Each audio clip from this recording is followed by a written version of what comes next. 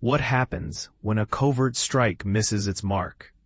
It sparks a global firestorm of accusations, diplomatic tensions, and questions about the rules of warfare. Here's the twist. Israeli sources now admit the chances of their Tuesday strike on a Hamas compound in Doha, Qatar, killing top officials, were significantly reduced. This revelation aligns with Hamas's claim that its senior leaders survived the attack, despite the deaths of 5 Hamas members and a Qatari official. But here's where it gets tricky. How do you explain the fallout when the target isn't eliminated, and the collateral damage fuels regional outrage? The strike targeted the Doha residence of Hamas's political leadership, where discussions about a U.S.-brokered ceasefire were reportedly underway. Suhail al-Hindi, a Hamas official, confirmed to Al Jazeera that the attack occurred during a critical meeting involving U.S. proposals. Among the casualties was Dr. Khalil al-Hayya's son and an aide. Al-Hayya, a key Hamas leader in Gaza and ceasefire negotiator, survived.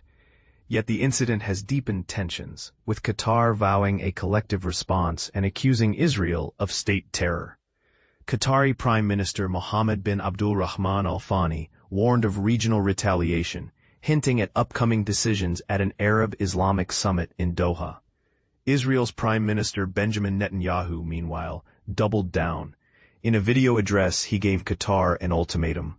Expel Hamas or bring them to justice. If you don't, we will. Al-Thani fired back, calling Netanyahu wanted at the International Criminal Court and accusing him of violating international law.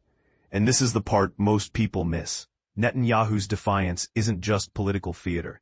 In 2024, the ICC issued arrest warrants for him and former Defense Minister Yoav Gallant over alleged war crimes in Gaza. Both have denied wrongdoing, but the warrants hang over their heads like a storm cloud. The attack has drawn sharp criticism from Arab nations, the UK, France, and even former U.S. President Donald Trump, who called the strike not thrilled with the method, though he reiterated his support for hostage recovery. Qatar's foreign ministry condemned the strike as a flagrant violation of international law, while emphasizing its ongoing mediation role between Hamas and Israel. Yet the question lingers. Can peace talks thrive in a city where one side's leaders now fear for their lives? Israeli Defense Minister Israel Katz defended the strike as completely justified, citing Hamas's role in the October 7, 2023 attacks. But critics argue this escalates a cycle of violence.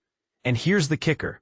Qatar hosts the largest U.S. military base in the region, Al-Udeid Air Base, which Iran attacked in June. The U.S. has since relied on Qatari cooperation to protect it. How does this complicate America's stance on the latest strike? Trump's recent comments suggest discomfort, noting that bombing a U.S. ally does not advance Israel or America's goals. So what's next? Will regional allies follow through on their threats? Can the ICC's warrants sway international opinion? And is there a line Israel won't cross?